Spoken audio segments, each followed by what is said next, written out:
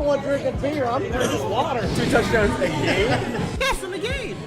You're tripping. How you high? No, it's high Super Bowl time. I don't know what we're doing in that front office, man. Twiddling our fucking dick.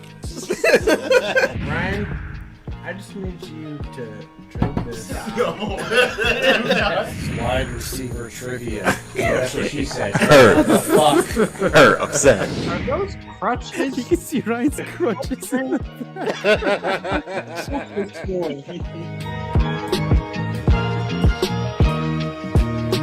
What is going on, folks? Welcome back to your favorite show on the internet. This is Apathy Review, episode 254. I am your co-host, Jalen Brown. And I am your other co-host, Malin Dennis. And I'm your other great co-host, Nestor. And I'm your other co-host, Junebug Spade. And I am rolling out of the 253 with a pocket full of promises, some old paper clips, and dreams of what was. G Money. He's never beat his intro.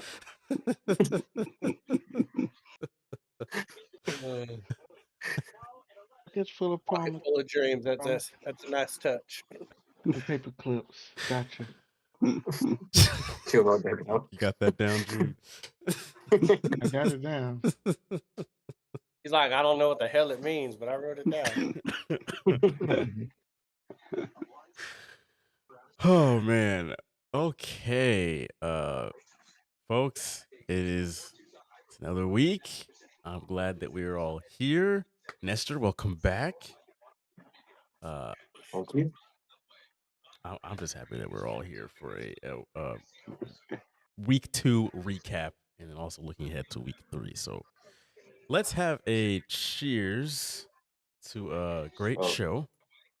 I'm unprepared. We can wait.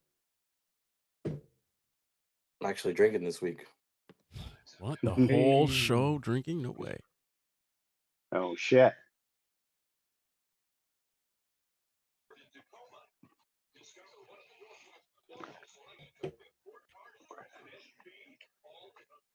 Standing.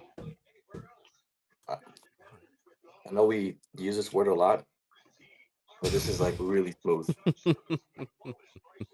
Ooh, okay. St. Augustine. Throwback. Yeah. Which kind is that?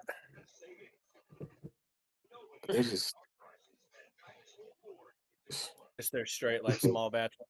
yeah. It's pretty Very good. nice. Yeah, I do want to actually try that eventually. Okay, let's just hop right into things right off the deep end here. Week 2 was pretty wild in the NFL, and we're gonna run through 3 games from this past week.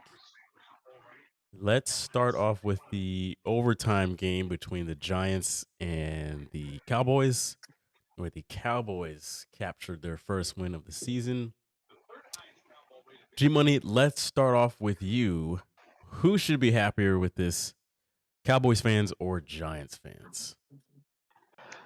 Really neither, but Cowboys fans are happy because they beat the Giants. They're in their division. It took overtime. They should be thanking fucking God that they have a kicker that can hit from 64 yards out. Otherwise, they'd be 0-2. But really, when you looked at it, I mean, it was a point fest. I mean, did the defense ever get on the field for either of the teams? Because I have a feeling it was like more of like an 8-on-3, and Dak and Russell just chucking the ball up there. Mm-hmm. But yeah, so I mean, coming off of that game, if I were a Cowboys fan, I would just be thanking that I've got a kicker that can actually make field goals and long distance field goals. But everything else, I'm like, where the hell's my defense? What's going on with that? And Giants fans, well, shit, they're Giants fans. I mean, it was nice to see Russell Wilson throw for 398 yards. That last pick there, that was pretty cool. That actually did not remind me of the earlier Russell Wilson up here. But you know, they're Giants fans. You know, who cares? They can go drink crappy beer. They live in freaking New Jersey. They call it the Garden State. What they mean is the Garden Dump State.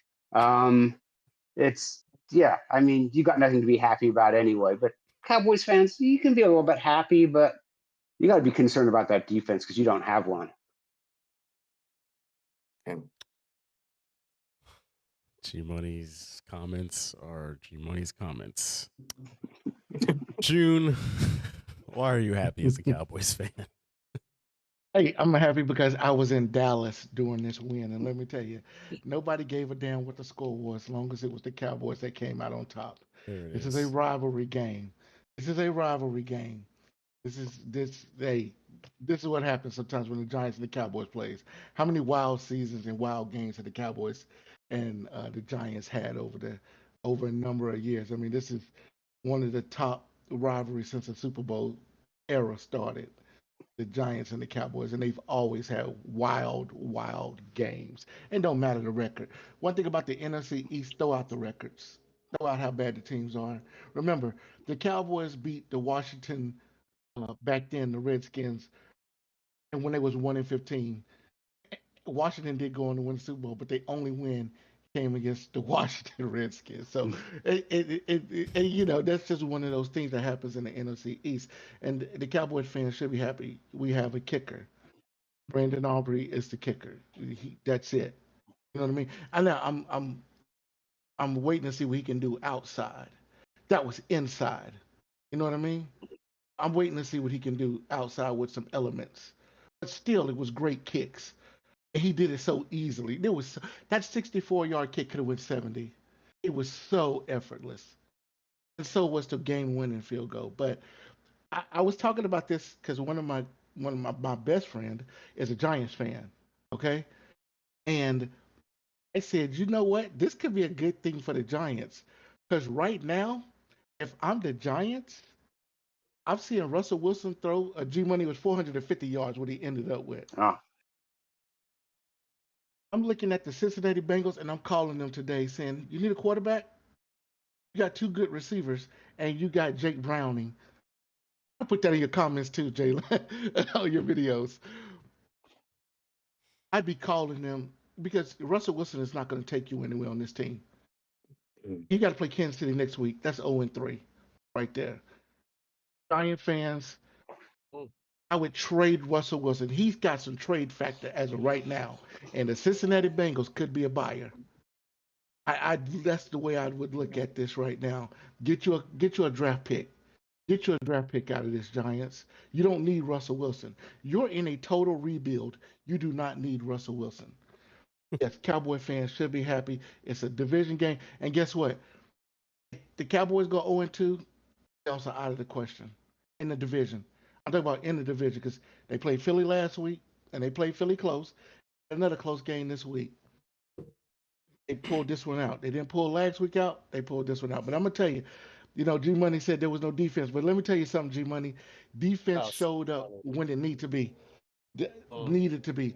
That last push when Sam Williams pushed the left tackle into Russell Wilson and Nealon was bearing down on him on the other side. He had to throw the ball up.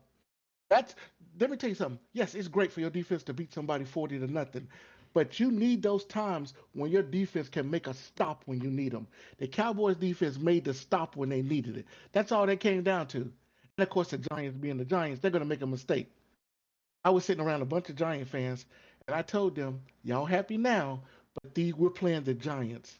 They're going to make a mistake. Okay? And they did. So, hey, hats off to the Cowboys getting that win. And getting shot at his first win of the season. Of his career. All right. Nice win, Shotty. Malin. Man, I don't know. I thought that like we were in Congress or something, and June was doing a filibuster where they just stand up and just say shit just to say it. I mean, I'll tell you one thing: it's a good thing that they just throw the records out, considering both of them were 0-1 going into the game. I'm glad the records didn't matter. I mean, while we're at it, I think maybe the Cincinnati Bengals should call Dallas because Dak ain't gonna take the Cowboys anywhere. Ain't taking them You to don't know that. the NFC Championship game, so they might as well ship him God. off to Cincy. No, I mean I'll tell you who should be happy. I mean, screw the fans. Both of the fans are illiterate and retarded and would sleep with a sister if they had the chance. Um, Russell Wilson's the one that's happy right now because he still has a job, man. Coming off of that week one, he threw for like 45% of his passes.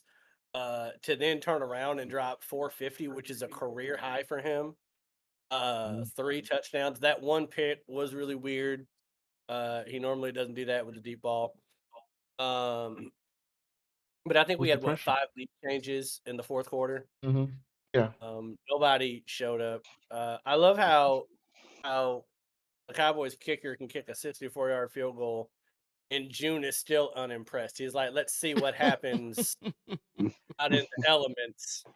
Like, I mean, it's like your kicker sends you to overtime and then wins the game. It's like, yeah, whatever. he's like, "We'll see what you do in New York." Like I don't know. It was entertaining to watch after the Seahawks game, especially that fourth quarter. But I don't think either fan base should be super excited. I mean, we all picked the Giants to win 3 or 4 games, and here they are throwing up 40 points on the Dallas defense. And then you have, the Giants that aren't supposed to win a lot of games coming into Dallas. They put up 37 but can't come away with a win because their defense holds with 25 seconds left. So I mean, one team had to win. I guess they didn't. They could have ended in a tie. That would have been poetic right there. If nobody could score in overtime, that would have been hilarious. 5 lead changes in the fourth quarter, and then nobody scores in overtime. That would have been great. But yeah, Russell Wilson's happy right now because he gets to keep calling himself Mr. Unlimited for one more week. Nestor. Now, June, bear with me because these are some strong words, but only because I know how it feels as a Dolphins fan. Mm. I'd rather be straight trash for 6 years, be a joke, and then eventually win something than be stagnant for like 12 years and win nothing. So, from that perspective, I think what Russell Wilson did in the first half, as far as like yards, 235 yards, it hadn't been done since Eli Manning, 2018. Those are some good signs. I know they got some sacks, which again, that's hadn't been seen for a while. 3 sacks in week one since 2011. So we're seeing some signs of the Giants getting clearly better. They're 0-2, yes, but they play the Commanders week one. And now you go up against Dallas. Dallas is a great team. But they hung in there is the point. They got neighbors, guys like Wandale Robinson are not bad, decent. And to me, the Giants just have more to be optimistic about, considering from where they're coming from. But, we're not talking about the better team. We're just talking about, from that perspective, I think the Giants fans should be more optimistic. Esther, that might be the best take you've probably ever had. Gosh. That was. Hey, I had to that's show good. out. I had to show out. Good. I'm going to say that I still think the Cowboys fans should be happier. I mean, to be honest, this is who's the biggest loser in this situation. But the Cowboys did look pretty good. I mean, there were a few CeeDee Lamb drops away from beating the Eagles in week one. If we're all being honest here. And then they come out against the Giants, don't play any defense, and in overtime pull off a pretty good win. Listen, it's a divisional rival. Even if it is the Giants, division games are a different breed and they're always tougher than anything else. So I think that the Cowboys fans overall, they're the team that came away with the win. They looked pretty damn good in week one. The fact that they're sitting here 1-1 right now, I feel like they should be the happier team. I mean, the fact that the Giants pretty much played as well as they could on offense and still didn't win the game. I mean, Russell Wilson turned back the clock and still couldn't get a win. Now they're sitting here 0-2. I would be happier as a Cowboys fan. So, yeah. Alan, I would like to point out before the season started, June told me to stop it and shut up when I put Neighbors in my top 5 and not CeeDee Lamb. They both had 9 catches. It's just one went for 167 yards and 2 touchdowns, and one went for 112 and nothing. All that out there. No clown. Clown. All right, let's move on to the next game here. Shout out to Bridget in the chat. She says Nestor brought his notes this week. This is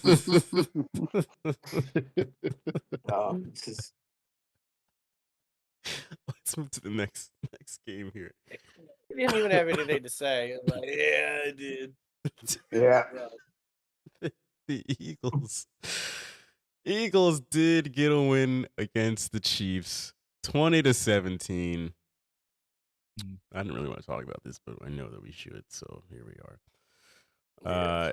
G Money, we'll start with you. Should either one of these fan bases be optimistic about the remainder of the season?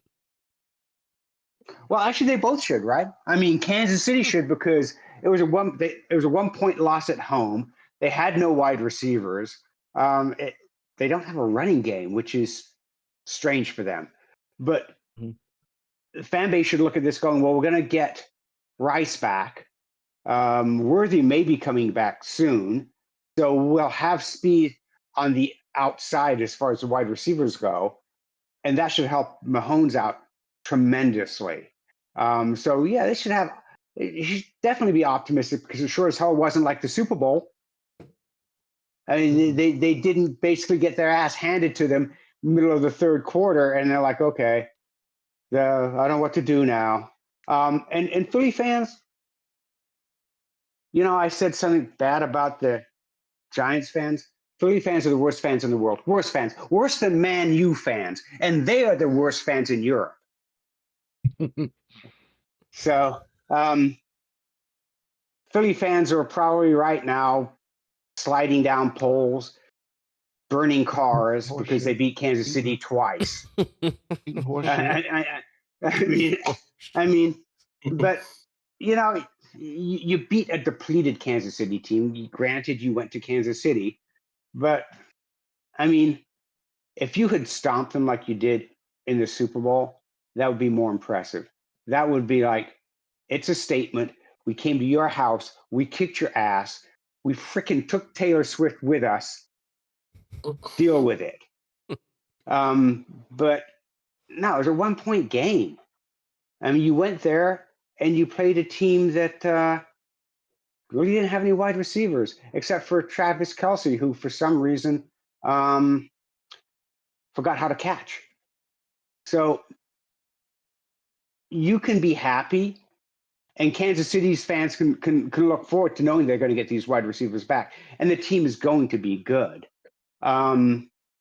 Philly, yeah, you can be happy about this game, but I'd be concerned about my defense.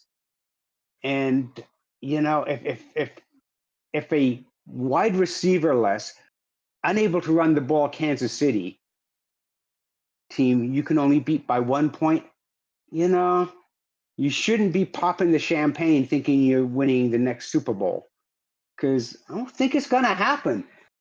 Hell, the way you played, Dallas could have beat you. You should have beat him first.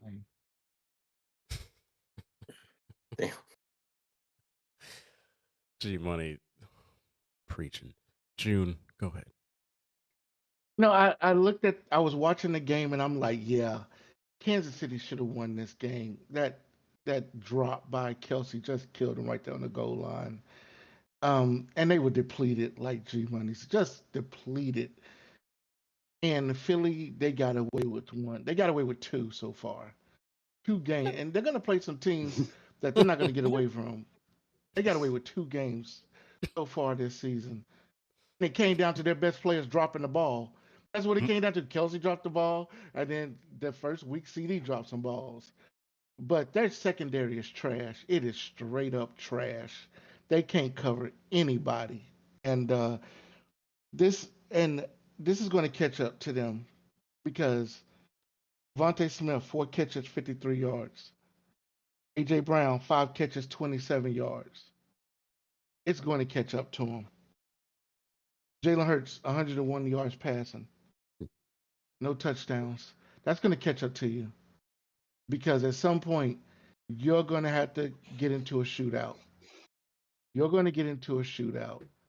And if you don't get the ball to these guys, it's you don't start getting the ball to these guys, it's not going to work. Especially if you get into the playoffs, it's not going to work against some of these teams when they get to playoff mode. And say if Saquon starts getting shut down, um, that is what it's 2 weeks in a row. Saquon hasn't hit 100 yards. Yeah, 88 this game, and I think he had 64 against Dallas or 46. I can't remember which one it was. They're going to have to play better than that. And I think Kansas City, they're biding their time so they get their players back, and I think they'll be just fine. But if I'm Philly, I'm looking at the numbers and saying we can't just keep skating by like this. We're going to have to go out and beat some teams. And you again, you couldn't destroy a depleted Kansas City team. So they got some problems, and it's starting to show up. It's getting closer every week. Every week, it's getting closer. Malin. Um, I mean, what team should be more optimistic? Uh, did they ban the tush push in the offseason? And no, they didn't. So Philly should be more optimistic than anybody else. Why? Because they get to line up however they want. Doesn't matter if the center is over the ball or not. Doesn't matter what formation they're in. They're going to run the tush push. And I mean, like, if they get like 3rd and 2, that defense knows they're going to go for it on 4th down. Like, they're going to do Yeah. 2 tush pushes in a row. And then they're going to get, like, that gets demoralizing after a while.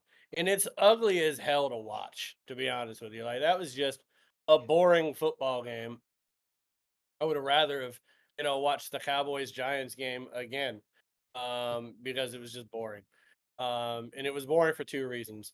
One, the ineptitude of Philly's offense right now. Saquon Barkley not being able to get going. Jalen Hurts throwing for 100, like a $125 an average per game right now. No touchdowns, no interceptions. Um, and with Kansas City, they have so many injuries that their offense is just a fun, man. Like, Patrick Mahomes can't be your leading rusher every game this year. Like, 7 Mhm. carries, 66 yards, and a touchdown. 4 catches and 61 yards is your top receiver in Travis Kelce in a football game. That's not going to get it done either. You're going to need more than 22 yards from Pachenko and 31 from Hunt.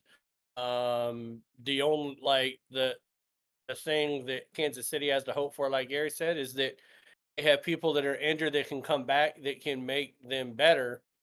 Right now, Philly is relatively healthy.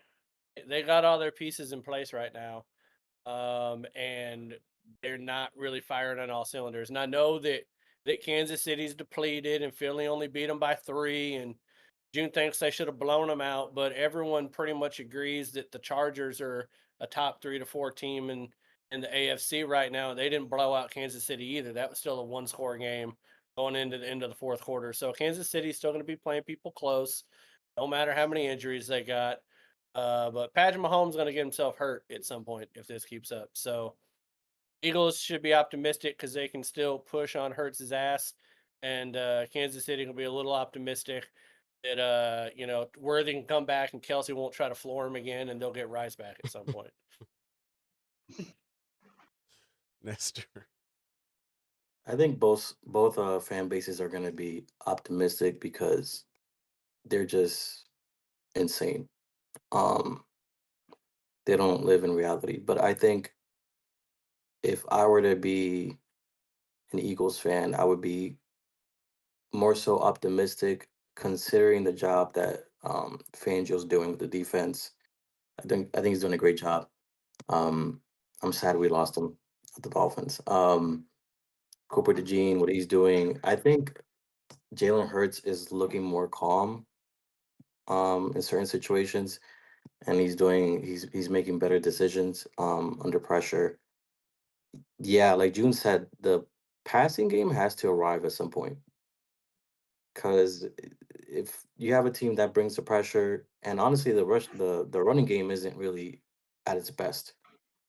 So if you have a team that brings the pressure, knows how to bring the pressure, and you can't pass the ball, there's going to be issues. Yeah, they've been in tight situations. I know we'll talk about it later, but I wouldn't be surprised if they run into issues with the Rams and other teams in the future. So, um, Mhm. yeah, that passing game has to arrive, but I think they should be optimistic about some things. So, yeah.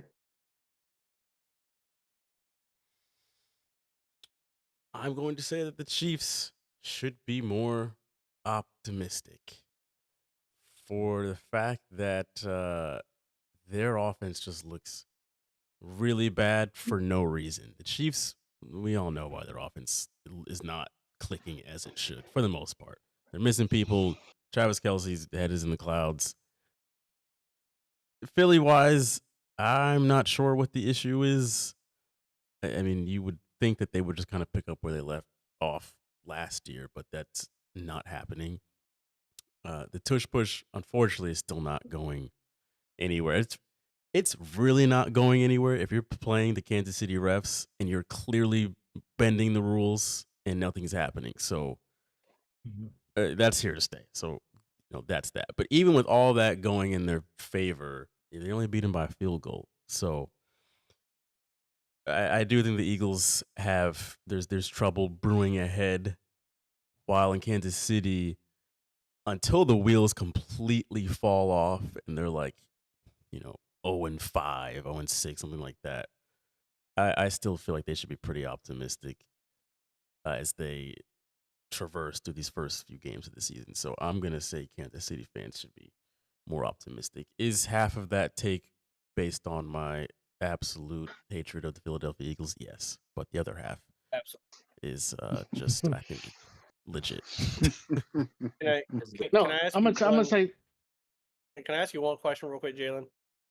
hmm So I get that the Chiefs gonna be optimistic, but Rice is gonna miss 6 games total, right? Mm. Yeah. What record would Kansas City have to have at the end of that 6 games for us to sit on this show and be like, "Yeah, Chiefs are in trouble"? 25. Mm, if he comes back and they're like 2-4, I would say they're in trouble. I don't think they can dip below. Well, assuming they go on a run here, I don't think they can dip below 500. I think they at least got to have a winning or 3-3. Yeah, At most. because I'm assuming that LA is not going to take their foot off the gas, so you can't get too far behind. I was gonna say, with them, I was watching some of the commentators, and they was all, I wonder if it's going to trickle down to the refs, showing the Philly guards leaving early doing the tush push. I wonder if if the referees are going to start looking for that now. Are they going to be looking more for that now? Because that has been complained about with multiple teams that their guards are leaving early. And if you saw the replay, Hmm. they did it like 3 times, 3 separate times they ran a tush push, and the guards, both times the guards fired out before the ball was snapped. I think Well, that's if something that the they're refs are going to be looking at. And I think that may slow down the tush push a little bit if the referees actually start calling the false starts. I mean, head coaches send in plays every Hmm. single week on the opposing team that they want the NFL and the refs to really focus on. You got to think they've been sending that in. And if refs haven't done anything about it yet, people have been complaining about it for a long time. I just, I mean, even Jeff Saturday was talking about how that's a little bit normal. Like when they do the snap count and the quarterback is saying hut, he said, is the center like I'm snapping the ball before I hear the T. He's like, I'm Mm. always getting it out a little bit early. And so there's Hmm. like an anticipation there. And I don't know, maybe it's harder to judge a false start when an offensive lineman's going forward than it is them moving back out of their Right. stance. I don't know what the refs are looking at. I just realized they play the Ravens after they play the Giants. So they better, whatever they're going to do with you know, they better arrive pretty soon. Hmm. All right, third and final game of the recap from week 2. Seahawks and Steelers, where the Seahawks won a 31-17 roller coaster ride. G Money, was Pittsburgh's mistakes the main reason Seattle won this game? Well, the opposing team's mistakes are always a reason for a team to win. I mean, if the opposing team makes no mistakes, you're not going to win. They'll shut down your running game. They'll shut down your passing game. So, generally speaking, yes. Pittsburgh's inability at times to stop the run when they needed to slow down our pass game when they needed to, and of course, the error on not knowing the rules by a rookie that you put back there to catch the kickoff. I mean, you know, That was. but at that point we had already shut them down. It was a long drive that we did that we scored the touchdown on to go up 17-10. That put us up 24-10. I mean, Pittsburgh had pretty much given up. They couldn't run the ball on us. Aaron Rodgers couldn't connect with his wide receivers. So, I mean, lucky, sure. Mistakes, definitely on the part of the Steelers. They didn't change their game plan. You know, going from the first half to the second half, even going into the fourth quarter, they didn't change their game plan a whole lot. So, Right. yeah, you got to be flexible. So mistakes, yeah, there was a lot of mistakes made by the Steelers. But a good team will take advantage of those mistakes. And that's what the Seahawks did. They took advantage of it. Better coached, knew the rules, better team. June. Yeah, I think too many mistakes made by the Steelers, especially when you're at home. You're not supposed to make those type of mistakes at home. That's your sanctuary. That's the place where you feel comfortable at. And the Steelers just made a lot of mistakes, but Seattle's defense stepped up. I mean, they picked off Aaron Rodgers twice. I mean, Donald threw 2 interceptions too, but we knew that the Steelers defense was going to get some turnovers. But you know, Rodgers made some mistakes, but I can tell you this: they're missing that running game. They're missing Najee Harris. They're missing Najee Harris back there. Um, and him and if they had him and Warren, I could see a better tandem. But right now, that running game is not good. You got a 40-year-old quarterback.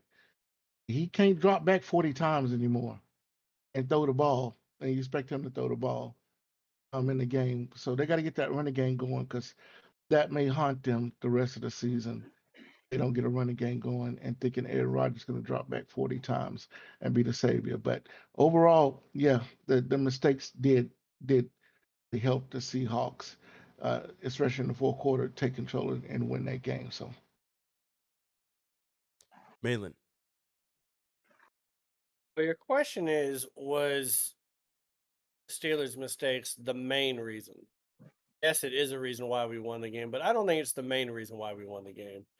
We made mistakes too. We gave the Steelers 10 points off of 2 turnovers, a Mm. really short field off of just 2 terrible Sam Darnold interceptions.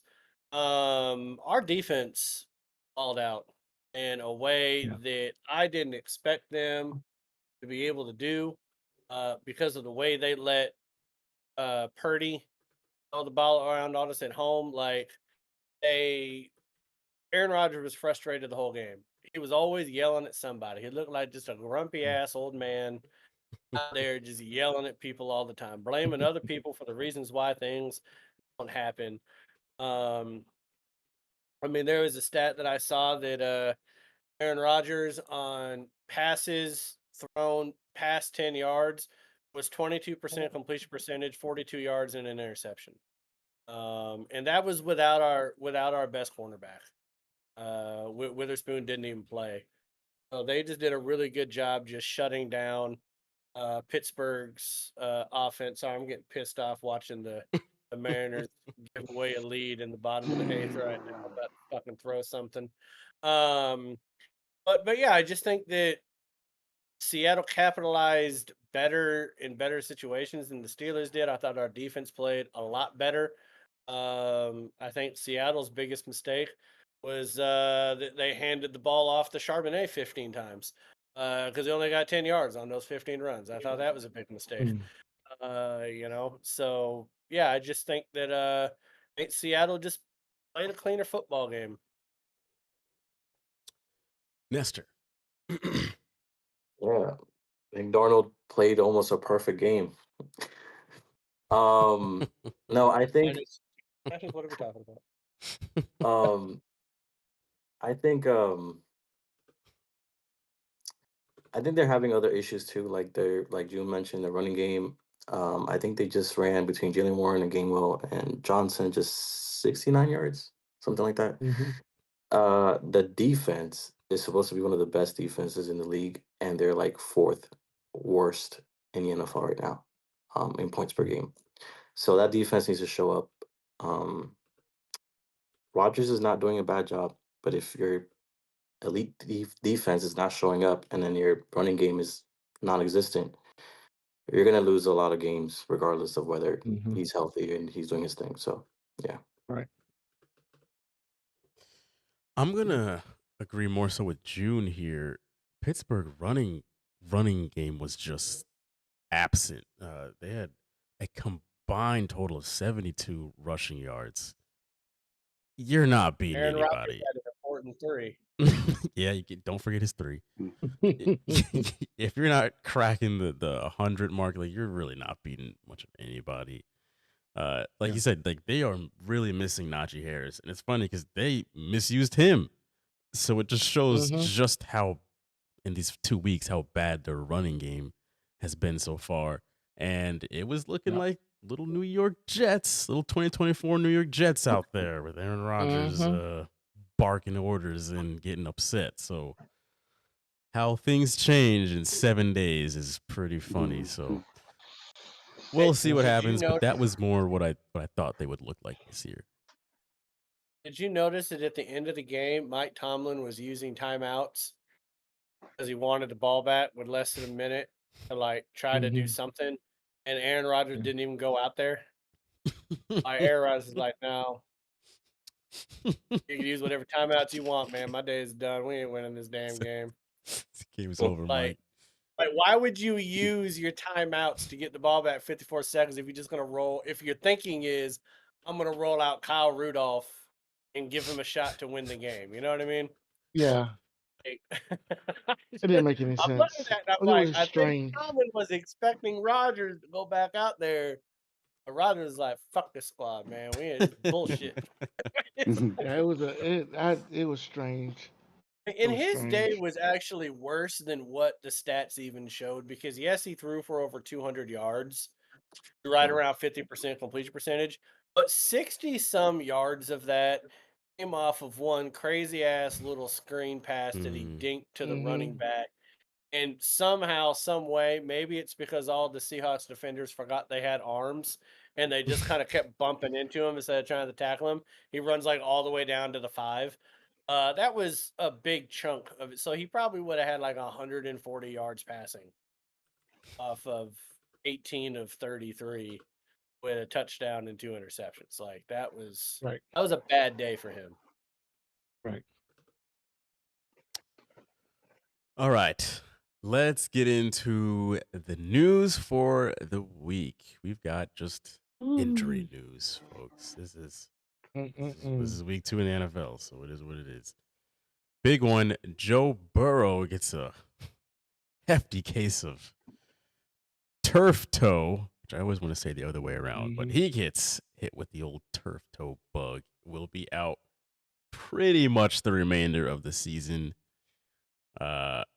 I mean, if everything goes really well and quickly and the Bengals make the playoffs, he could maybe come back, but I think that's all, stars aligning. So yeah, let's start off. What do you guys think about Joe Burrow missing, pretty much another entire season? That's the end of the Bengals season, that's for sure. I mean, they'll win a few more games. I like Jake Browning, I do. But it's not Joe Burrow. And this is what happens when you tie up all your money in your quarterback and 2 wide receivers. I mean, granted it was turf toe, but still, I mean, you need to be able to protect and have. I don't even know who their running back is anymore. I don't. Chase Brown. Yeah. He's all Yeah. right. So I mean, see, it's just like it will hurt the Bengals, and this is going to be Joe Burrow getting injured is a reoccurring event. So when he comes back, and it's not going to be until next season because the Bengals aren't making the playoffs, he'll probably get injured again in week 3 or 4. G-Money. Yeah. Yeah. This guy is sacked more than Andrew Luck at this point, right? Yeah, I mean, It's very Andrew Luck-esque. Same. Malin, I'm curious to hear your thoughts on this one. I mean, it sucks. He's one of the best passers in the game.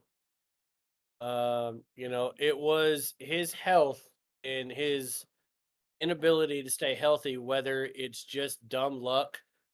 I don't think he's made of glass. I think a large part of it has to do with his offensive line because, like G Money said, you sink all your money into skill position and you got nothing left for your offensive line.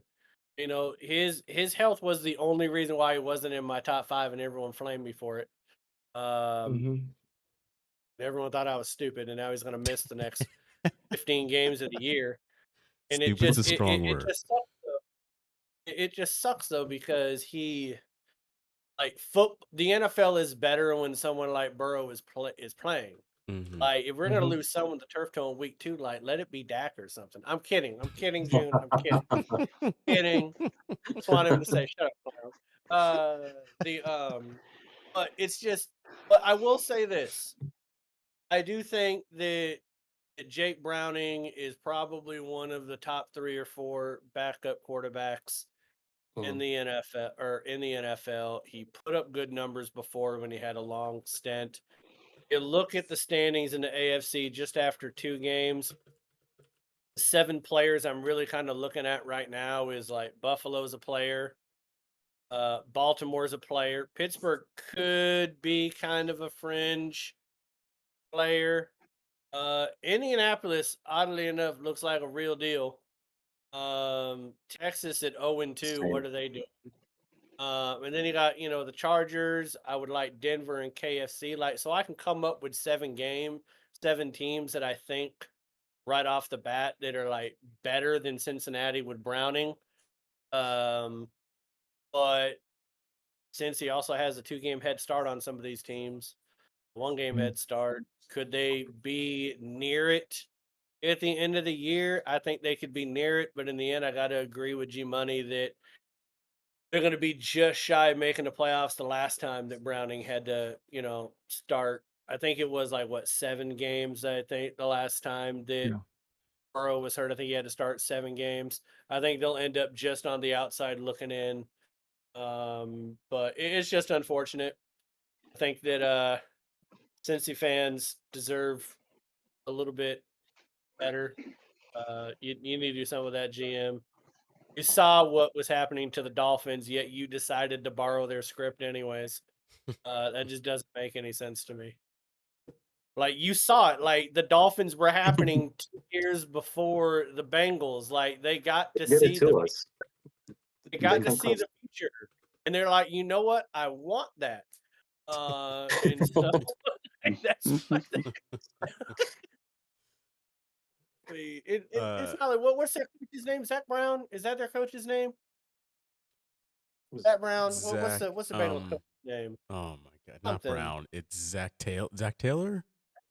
Zach Taylor. Like, why does he still have a job? Oh. Let's just, like, I don't know.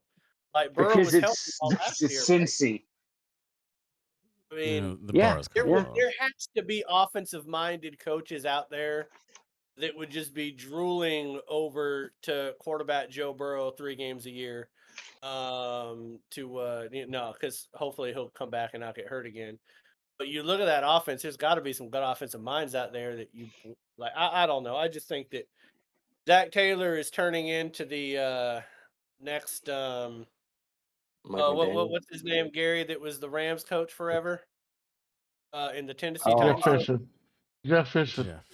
Yeah, but he's going to be Jeff the next Fisher. Jeff Fisher, man. He's going to ride that Super Bowl loss to the end of fucking time, and it'll be the epitome of 7-9. The Zach Taylor is the new Jeff Fisher. Nestor, June, you have anything to add? I mean, you guys said it all. I was just gonna say, Yeah. we talked about this in this summer, I believe. We talked about Cincy not getting any offensive linemen and signing 2 wide receivers at top dollar.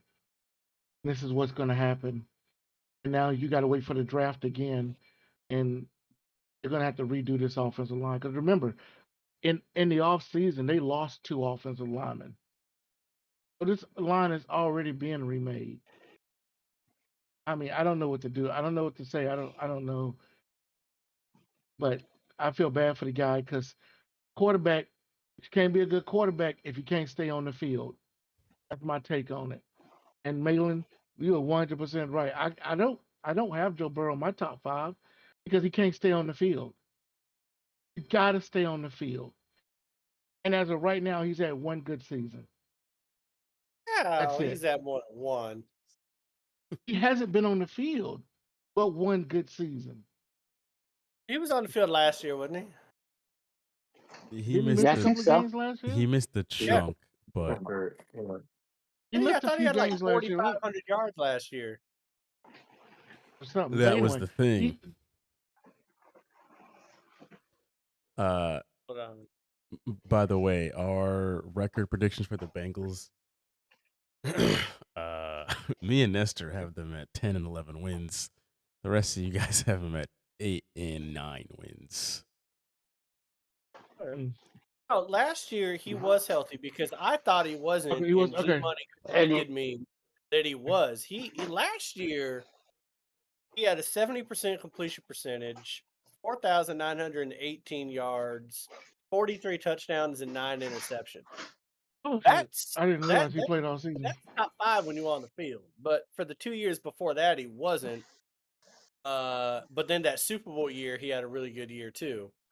He Hold on didn't a miss a second. I think couple my fire weeks alarm going off. last. It says he played in all 17 games. I must be confusing him another Like year. that with was his best. Yeah, because I thought the same thing. In 2003, 2023, he only played 10 games. Yeah. And 2022, he actually played 16 games. Interesting. I just realized the wild story here. Like the Colts are doing good. They had Andrew Luck, and the reason they're probably doing so good is that O line. So they learned from their lesson. And here, since he's like destroying their quarterback. Yeah, but it took them Like 4 or 10 5 years to learn because they started signing like quarterbacks that they shouldn't sign. It's like, oh, hey, let's take Matty Ice from Atlanta. Atlanta doesn't want him anymore. He'll take us to the Super Bowl. Before that, Yeah, it if was he's Wentz. buying tickets for everyone. Before that, it was Wentz. Before that, it was Phillip Yeah. Rivers. Took a Yeah. while. Good For thing that, they, I mean- they can protect Daniel Jones now, so thank God. Mm. All right. Trevor let's get Dix. to the- Indiana Jones is got to be one of the best nicknames in football right now. Let's get to I the hope he keeps playing second well. set of injuries here. So JJ McCarthy is going to miss 2 to 4 weeks with a high ankle sprain. And then in Washington, Jaden Daniels is probably going to be missing this week's matchup against the Raiders. He has a knee injury. Carson Wentz. Can I go first on this one? Go right ahead. I think that G Money and I were talking about this. I think this is a blessing in disguise for the Vikings. I think they might have made up the injury. I didn't see him limping after the game. He's had one. He's had one good quarter out of 8. Who's their backup? Carson Wentz. Gary, is that their backup? Yeah. Yeah, that's I their think backup. I think they're more prepared to have a Sam Darnold-esque renaissance with Carson Wentz, and they are just throwing, JJ sucks a lot out there. I mean, he just looked. God, I didn't understand all the hype after the Bears game because I was like, they know they beat the Bears, right? Like that's who they beat week 1, and then they play a good team, and he looks like absolute trash the entire game. Because I was watching the game with Gary, and I was like, hey, isn't it about time where he's supposed to start playing well? Like, I think it's now. 9:44 left in the game. Oh, nope, that's an interception. Okay, someone telling me he's supposed to throw to the white shirts. Like he just looked lost out there. He did. The thing about McDaniels, or Jay Daniels, I hope they go watch some tape on how the Redskins in the past have handled a franchise quarterback with a knee issue. And take it a little bit more seriously than they did back in 2012. Hopefully, I don't know. Hopefully, they got smarter people in the room now. Because if that knee ain't right, don't put him out there, man. Not worth it. Right. Yeah, I agree. JJ McCarthy has some growing pains. He's gonna have a few growing pains, and again, another injury. Now you got a high ankle sprain. You had your knee last year. Now you got a high ankle sprain. You're gonna miss 2 to 4 weeks this year. He didn't play in the preseason. I think he might have played 1 quarter in the preseason or something like that. But this kid is going to be behind. I predicted. I think I had Minnesota going 3-14, and I was really tough on them. There was a reason for it. I just didn't. I just. This is going to be a learn. Not saying they rebuilding. But I think it's just a big learning curve for this team. For this year, and for Jaden Daniels, I think he'll be okay. I think he'll be fine. But I'm with you, Malin. Learn from your past mistakes. Daniel Snyder's gone, and I'm pretty sure Daniel Snyder was part of the reason why he didn't sit Robert Griffin. You know what I'm saying? RG3. But Daniel Snyder's gone. Hopefully, new management will say, "Hey, he can miss a week. If he has to miss the second week, by all means, we want this guy to be our franchise not this one season, but we want this guy here for 15 seasons. So I hope they take that approach instead of taking the approach of we need it now, we need it now, we need it now. We're going to do it by any means necessary, and that means destroying the kid's future, just like they did with RJ3. So We missed You out know, on a good game. Cincinnati and Minnesota, like Burrow versus JJ McCarthy. I think that would have been mhm. interesting. But instead, we get Well, Carson Wentz and Browning. hey, you know, the last time it I could heard be the talking heads on the sports channels describing a quarterback is being good by just saying he's a football player. That was Tim Tebow, and we all know how that worked out. And that's what I kept hearing from people that, oh, you know, that fourth quarter came on. He's a football player. He knows how to shut Mm. up. He's a gamer. I wasn't buying it before the draft. I told y'all during that draft night, go look it up. He was going to be a bust. I still stand by it. Yeah, during the Atlanta game, I kept just like waiting for him to turn it on like he did against Chicago, and then that just was not happening. And then Atlanta just started to pull ahead, and then Mhm. yeah, and then when like the injury report came out, I was like, when did that happen? Like What? I Exactly. never Yeah, they recalled made it seeing up. him look hurt. So I don't know what dirt Carson Wentz has on seemingly half the NFL because he keeps getting his foot in every door, and here he is again. Yeah, Like he's got six, something in the Epstein files on some of these NFL owners, man. Something I don't know. like 6 different teams. I'm like, right, Yeah, something like that. And it's like six, He's seven like, seasons. he's like the new Ryan Fitzpatrick without like the Yeah. success of Ryan Fitzpatrick. exactly. Jesus. All right, let's go to a halftime break here because on the other side of the break, we've got some money to win for y'all. So let's go to a break. Everybody Let's use the lose. bathroom. You know what I mean? Get you cool off because I'm back. We want you all to be level headed when we give you these winning picks here. So we'll be back in 10 minutes.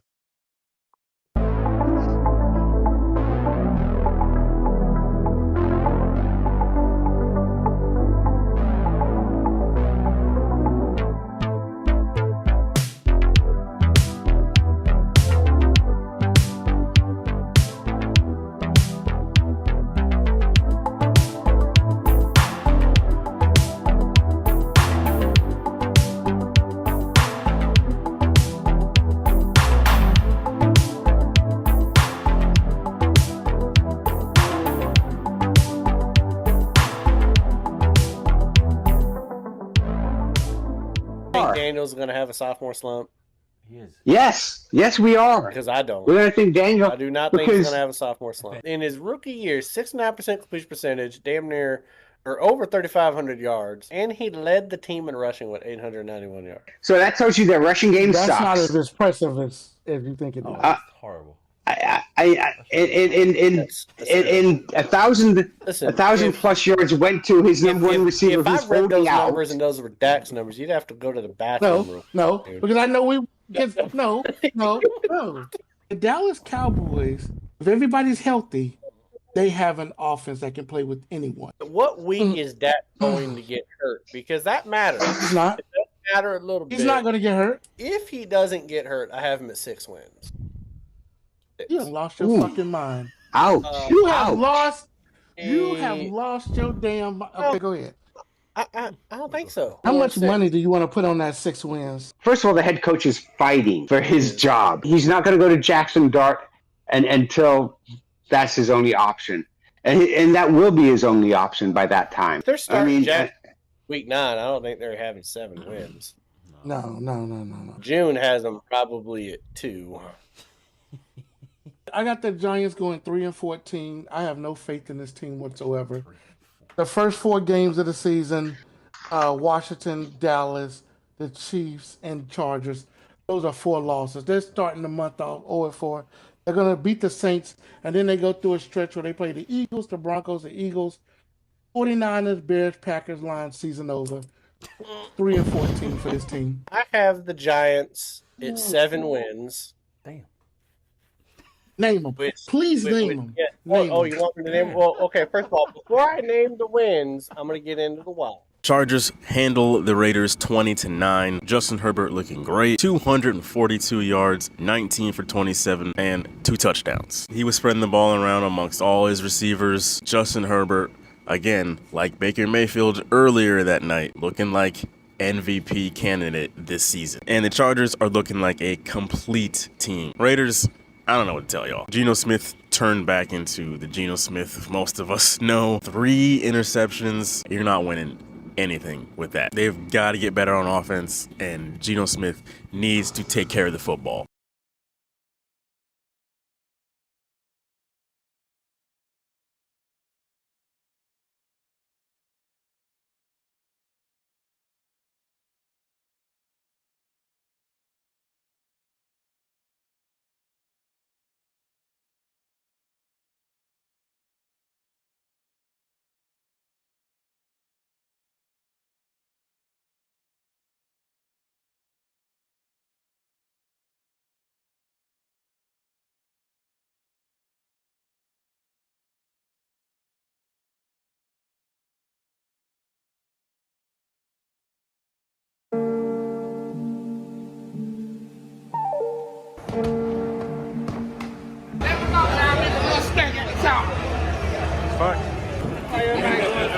Well, I just walked 2 miles of this damn stadium.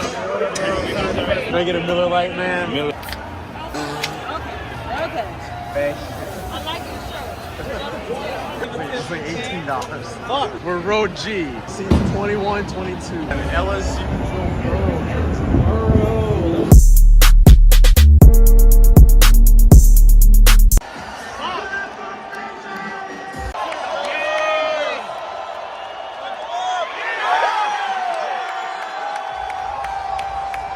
I apologize. Old drinks. You're good. You're good. I want to know what happened to Baltimore's defense. Bucks ain't this good. Incomplete. 3rd and goal. Technically, it's 101st.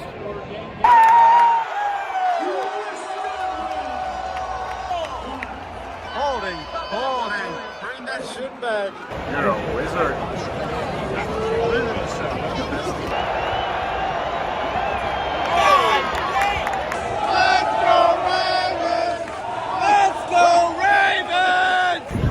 $1 more would have gotten you a highlight. They conned us. They conned us into this. That's some bullshit. Excuse me, sorry. Sorry, sir. There's a lot of elderly Ravens fans right here. Ravens fans. Yes, sir. The Baltimore Colts marching band back when they used to have a marching band. A lot of popcorn. Well, there goes our points. There goes our points. Why are you so mad, man? You're so angry.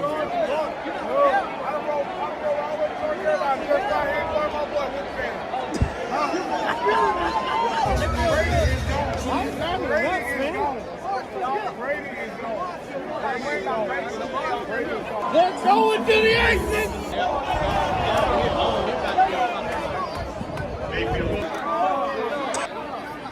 Henry on the carry. Held down by Levante David. 2nd and 11 at the 41.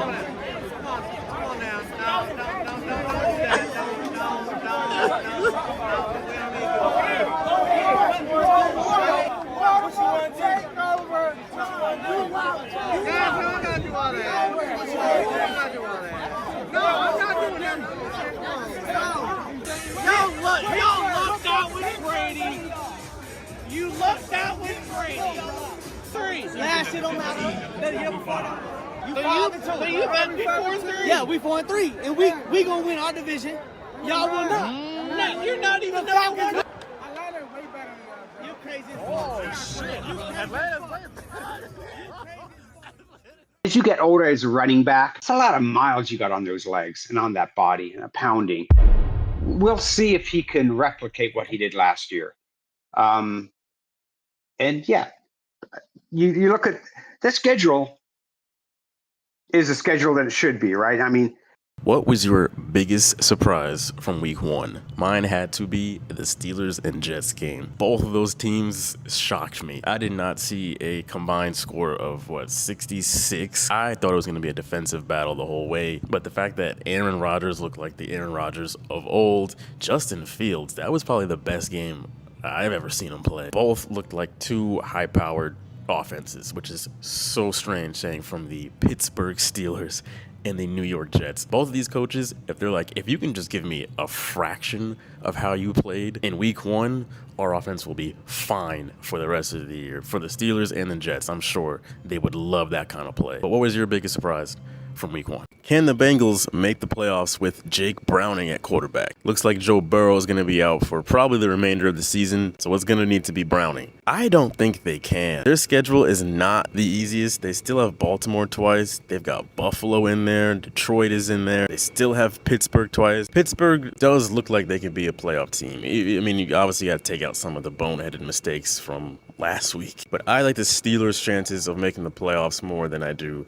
the Bengals now that Burrow is out. What do you guys think? Let us know in the comments below. Can Jake Browning take the Bengals to the playoffs? Baker Mayfield leading the Bucs to a 20-19 win over Houston. Baker Mayfield had himself a great game. He threw for 215 yards, 25 for 38, and 2 touchdowns, no interceptions. There were some times last night where he was just breaking out of the pocket and taking off, and it was like, Baker Mayfield. On Houston's side, I'm going to chalk up this loss primarily to injury. I don't know who the hell CJ Stroud was throwing to half the time. Tampa starting off 2-0. If they can keep this up and keep looking like one of the best teams in the NFC, Baker Mayfield and MVP might be in the same sentence.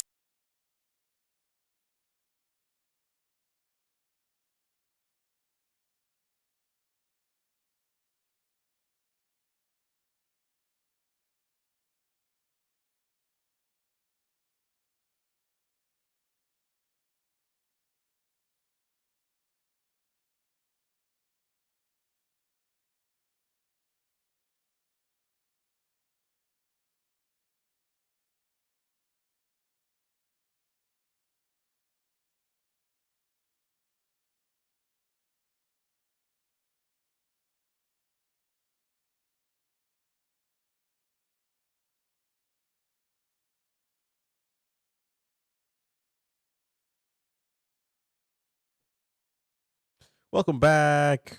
We're back. We're so back for Shit. almost at week 2 for the second half. Pour up, everybody. Refill. Do what you gotta do. We have, of course, June sticking around for the second half so we can help win you some money this week. If you want to follow June on TikTok, by the way, it's always linked down in the description below. So be sure to do that, especially for the Cowboy fans out there. Band together, y'all. This is y'all's time to stick together through this tumultuous time of the year. So Of the last 30 years. let's all cheers together for a successful, profitable second half.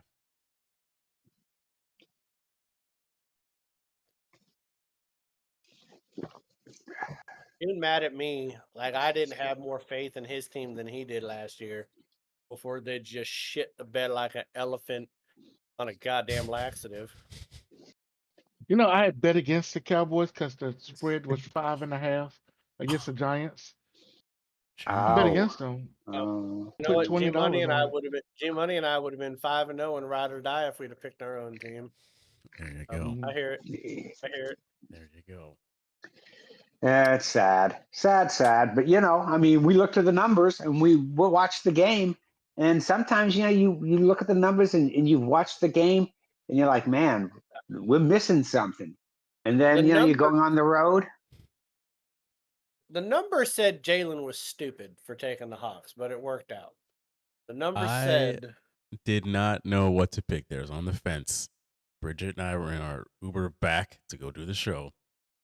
And she had a couple cocktails, and I said, fuck it. Who would you pick? She said, Seattle. And I said, let's do it. Oh, here we are. You You sure as shit were sounding like you were Nostradamus in the chat after that game. You had the chest out there after the game. I was rolling. I was rolling. On Sunday, I I sure was did. dying, man. I was like, man, I let me was just enjoy the fact dying. we won. You don't got to remind me I picked against them. Let me So, enjoy the fact. Bridget, once again, she made my lock this week, so y'all will see that one come the end of this segment. So, all right, let's get into the weeds here on the Ride or Die in 5 for this week. So, last week, almost all of us went. But let me put it this way: if you would have went with all of our picks, you would have won money. Let me just put it that way. Malin went 4-1 and hit his lock. I went 5-0, did not hit my lock. G Money went 3-2 and hit his lock. Nestor went 4-1, did not hit his lock. G Money 2-3, but he hit his lock. So again, if you would have taken all of our picks collectively, you would have won some pretty good money, probably. So with all of that being said, that mortgage. let's get into the first game of the week here. We've got the Packers going to the Browns. Browns are 7-point underdogs at home. We will start off with G Money. What do you like here? I like Cleveland. This will be the first game that Green Bay's played on the road. And when they're 2 games at home, and really, I mean, except for Washington, I mean, you kind of look at the teams, you go like, okay, they just weren't playing well. But Cleveland's got a defense. I think they're the number 3 defense right now in the NFL, number 2 against the run. Josh Jacobs has an injury, may play, may not play, not quite sure yet. Probably will play. We'll see. And being drunk and reading the numbers upside down, the spread, 59% of the money for the spread going towards Cleveland. That's where the smart money goes. And I like my money to be smart. So give me Cleveland plus the 7. Well, I guess I'd like my money to be dumb because I am taking the Packers to cover the 7 points on the road here. I'm sorry, but I don't trust the Browns to do much of anything besides lose by a big deficit. So I'm going to take the Packers minus 7. They are my lock to make it to the Super Bowl this year. So against a bad football team, I know Cleveland has a good defense, but they have just looked to be on a different level throughout these first 2 weeks, a level that is at least 7 points higher than the Browns. So I will take the Packers here. Malin. All right, so Green Bay's 2-0 against the spread. Cleveland's 1-1. If you want to go their last 10, that's when it really gets funny because I know it goes into last year. But Green Bay's in their last 10 is 7-3. Last 10 for Cleveland, 2-8. Vegas knows where to put this shit. I will say this.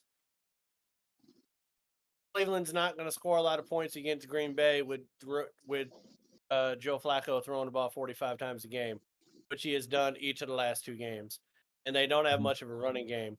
Those thank you, Jerry chants you heard at the end of that Packers game was why? Because of Micah Parsons. He's going to be running all day. Cleveland does have a very good defense, though. Okay.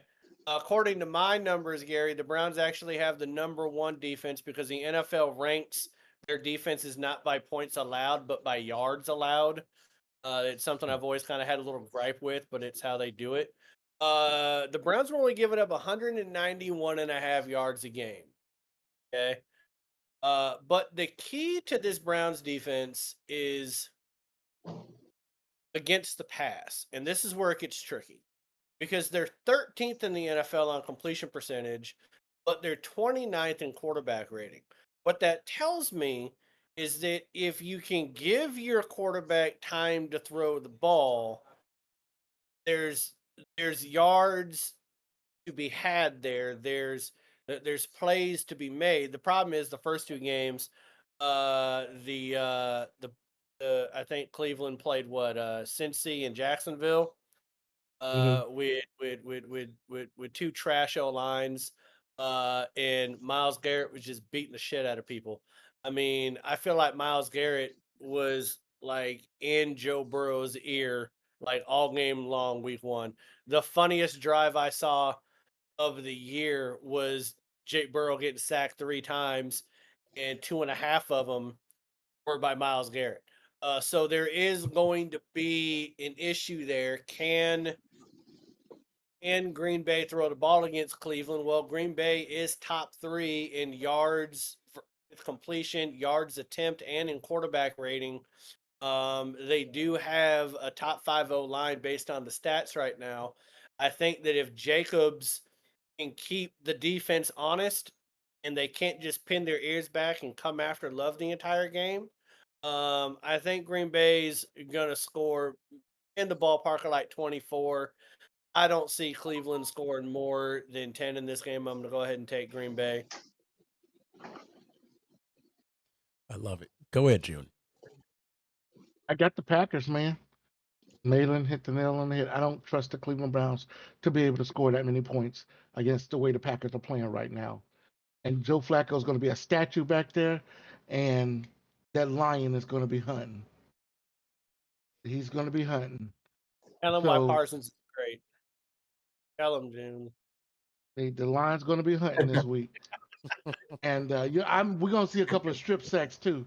You're going to see a couple of strip sacks this week too from Joe Flacco. Joe Flacco going to look like an old man back there.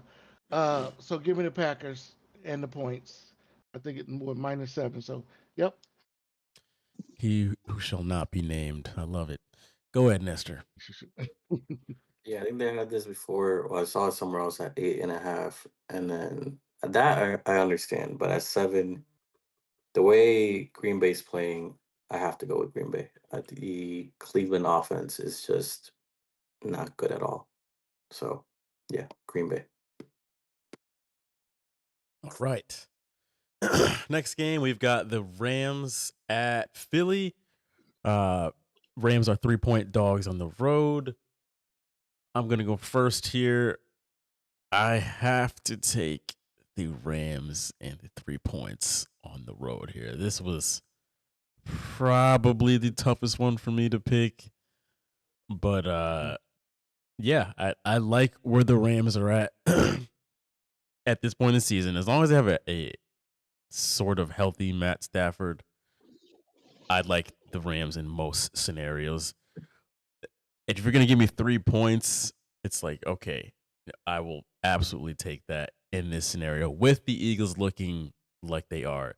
If this was the Eagles, even last year, like they had kind of a slower start in the beginning of the year, and then they kind of found themselves in the second half. So at this point, I think the Eagles are still going to look pretty similar to how they did these past 2 weeks. So I think this will be a close game. And as long as they can keep it within a field goal, which I think it will be, yeah, give me the Rams plus the 3. So, Malin, go right ahead. In this one on Hard Rock, it does say that 6 or 7% of the money is going on Philly right now. The Rams are 2-0 against the spread. Philly's 1-1. I do like the fact that Stafford is completing on average 70% of his passes right now, and not only 70% of his passes, but he is pushing the ball down the field, 8.8 yards per attempt. Surprisingly, the Eagles' defense. This was surprising to me. Out of the 12 major categories on defensive stats, the Eagles are only top 10 in 5 out of those 12 stats. And surprisingly, it's their defensive secondary that leaves them a little bit exposed. And so, with a Stafford, with a Nakua, with an Adams, with Williams, I like that matchup there. This isn't, Mahomes rolling out there with people from Home Depot. This is Stafford rolling out there with people that actually catch the ball. The Rams defense, and everyone keeps talking about like the usual suspects, and no one really talks about the Rams defense since Sam Darnold retired. Surprise! They are top 5 in the NFL in 6 out of 12 defensive categories, Mm-hmm. including like being number 4 in yards allowed, number 2 in yards per completion, and number 3 in yards per attempt, and number 5 in quarterback rating. So they are shutting down the passing game. And so Philly's really gonna have to run the ball here. What's really going like it's one of those things to where so far the Eagles have not needed Hurts to score touchdowns. And him having 125 yards a game has been okay. That's not going to be okay this game. He's going to have to generate more offense. He's going to have to be more of a playmaker, but I don't think he's going to do it against this defense. Him and the Rams in the +3. Okay. June. Yeah, man, I like the Rams, man. I picked them to go to the Super Bowl this season in the NFC. So I just think that again, last year in the playoffs, they should have beat Philly. They had Philly on the ropes. They should have beat them. And I just like this team, and the way they're made up. Malin said it all. So give me the Rams, plus the 3. Nestor. I hate this because this is the one game that's it's a trap. It's a trap. It's a trap.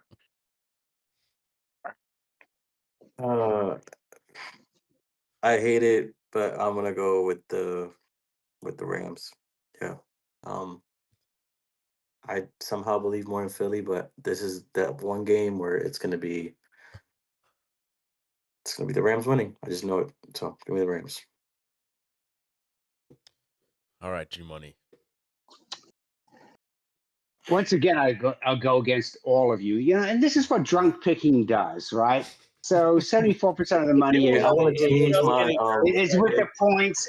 Is surrendering the points and giving, going for Philly. So I'm like, hey, you know what? Go with the birds.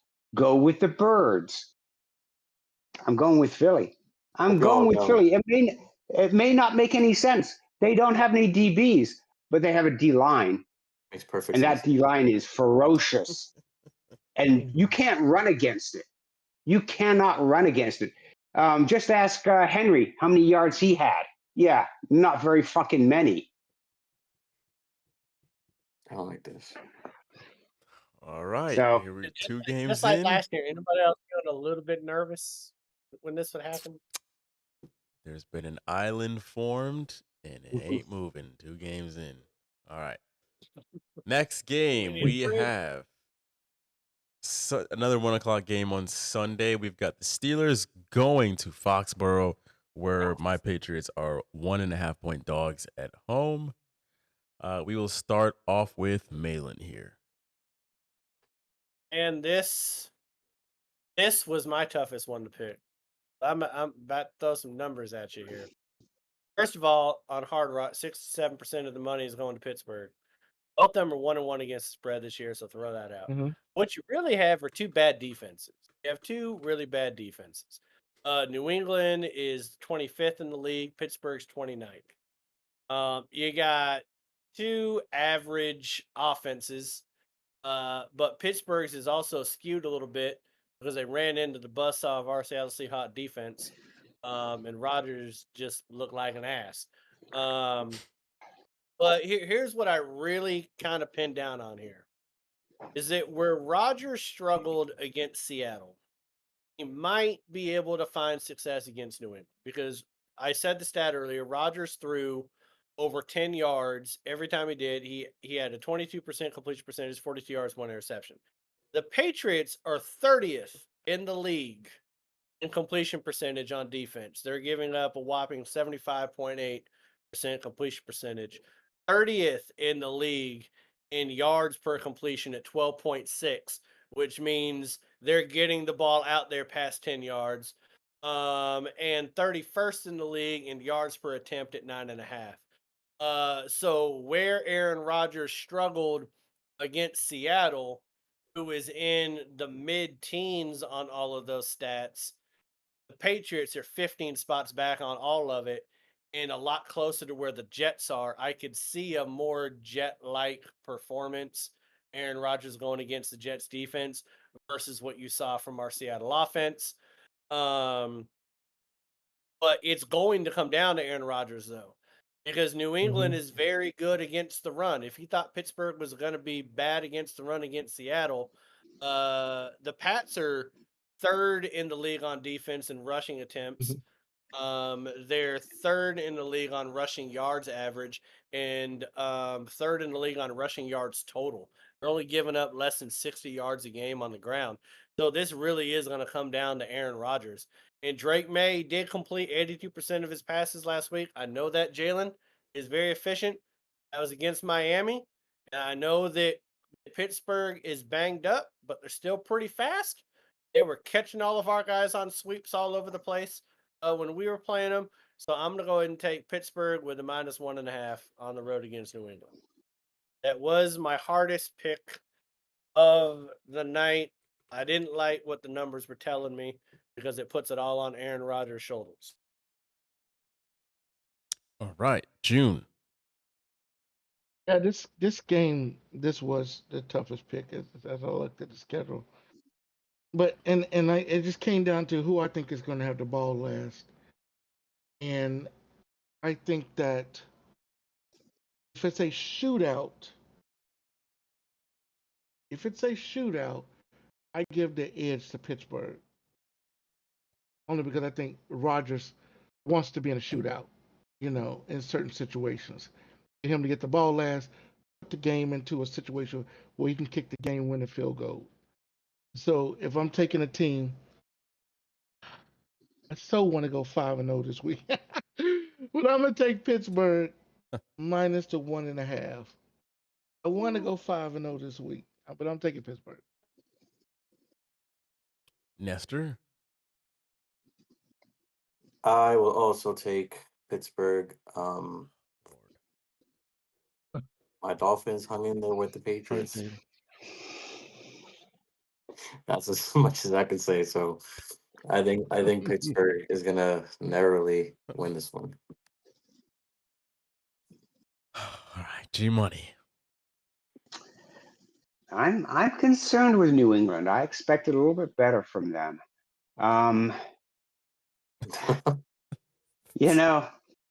Looking at the numbers, looking where the money's going, and a lot of money. They say follow the goddamn money. I'm following the money. I'm taking Pittsburgh minus the 1.5. I know I'm at least winning one game this week. Hold your horses there. So I got a question. Go ahead, June. No, I was gonna say, what's Vrabel's record versus Tomlin? Tomlin? What's it? I wonder what their head-to-head record is. I don't know. He played. ChatGPT. He was a Tennessee coach. It's probably not very good. Well, I mean, I don't know. Yeah,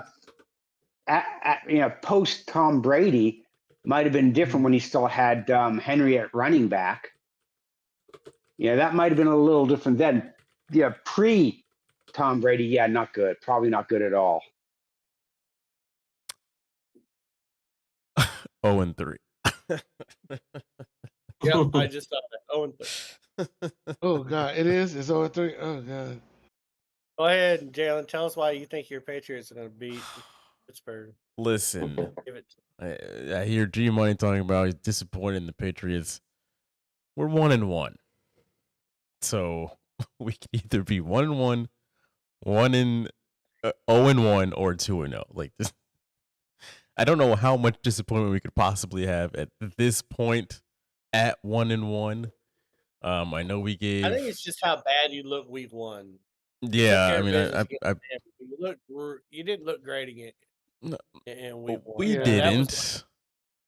But we also are starting the most new players of pretty much any team in the NFL right now. So it's like, Hey, yeah, Jalen, you don't have to explain it to me, man. I picked against my Seahawks against Pittsburgh, and I wish I hadn't. You don't have to explain it to me. It I makes will sense. not be The making that numbers are same telling mistake. me. Yes. Yeah, I won't be making that same mistake here. I am going to take my Patriots and the 1.5. Listen, I see the New York Jets, the 2025 New York Jets, too. I see the 2024 New York Jets. That's what I'm trying to say in this situation. Yeah, if we can just stay competitive, we just need to keep this within a one possession game. And I have no doubt that the Steelers will unravel. I keep wanting to say the Jets. I have no doubt that the Steelers will unravel and keep us as within a 1.5 at that point. Even if we don't win, I think it's going to come down to the absolute wire here. Drake made it a great job at spreading the ball around last week and looking like the quarterback that we all think he should be. He can also move a little bit, nothing crazy, but he can move a bit better than the old man that the Steelers have. I'll tell you that much. So, with all that being said, I'm gonna take my own team with the 1.5. So, all right, we have the G Money Island, we have the Jalen Island, and that's where we're at right now. Next game, Kansas City and the Giants, Sunday night game. Don't know who selected this as a Sunday night game, but it's neither here nor there. Let's go with Kansas City 6-point favorites on the road here in New York. So let's start off with wild. A 6-point favorite forward two team. how things change. The turntables here. June, start us off. Wasn't it Nestor? Yeah. Nestor went after. Right. Yeah, it was June. Sorry, June. So, yeah, no, I'm a just for points purposes. I'm going to take the Giants to cover the 6 points. I think they can, with all the stuff that we talked about earlier, with the Kansas City being hurt, I think Kansas City can still get the win, but it's going to be closer than we think. But so give me Kansas City to eke out a win versus the Giants. Nestor. But not cover the spread. So give me I got the Giants if it wasn't clear.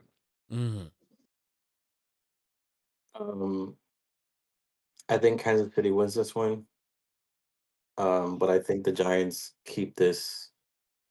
They cover. Just because Kansas City has absolutely such a damaged offense, it's just there's nothing there. Especially when you have Kelsey dropping balls like that. So, yeah, give me the Giants to cover. G Money. Yeah, I'm just going to echo what Nestor and June said. Yeah, I mean, I think Kansas City will win the game outright. In fact, 97% of the money is on the money line towards Kansas City, but it's split. It's like 52% towards the Giants with the spread. Give me the points and the Giants. Even though I firmly believe that Kansas City wins the game, but it's going to be a closer game. Okay. I guess here I am again. I'm going to take Kansas City to cover the 6 points. Listen, this team has to turn the ship around at some point this season. Primetime game in New York, whether Rashee Rice is there or not, they've got to, I mean, come on. What we saw from the Giants last week, I think is an absolute anomaly. I mean, they can definitely win the game, but are they going to cover the 6-point spread? I mean, He already made his pick. He already made yeah, his I pick. know. I'm confident they Just win this by a saying, touchdown. I, There's no I way. mean, we all are saying pretty much that Kansas City's going to win the game, but the Right. rest of us are saying they're not going to cover the 6 points. If we're gonna remember what the Patriots did week 1, I'm gonna remember what the Giants did week 1, and they did not look too hot. So I'm gonna say Right. that they will handle their business and beat this team handily by a touchdown on Sunday night. So, yeah, Malin. Wait a second. Who did the Giants play week 1? I believe it was the Commanders. Commanders. Commanders. Okay. All right. So on Hard Rock, 65% of the money against spreads going with KC right now. Okay. Both of them are actually no. KC's 0-2 against the spread. Giants are 1-1 against the spread. Crazy thing in this is that both teams' offense has the statistical edge over the opposing defense on the 12 categories that the NFL deems as important, except for 2. So when you're looking at Kansas City's offense, they have the statistical edge except for 2 categories over the Giants' defense. The Giants' offense has 10 of the has the advantage of 10 of the statistical categories over the Chiefs' defense. So what is really going to come down to is they're going to be putting up some points, I believe. I think that the Giants, yes, they have I don't think that the Dallas Cowboys have a better defense than the Chiefs. Okay. I don't think that.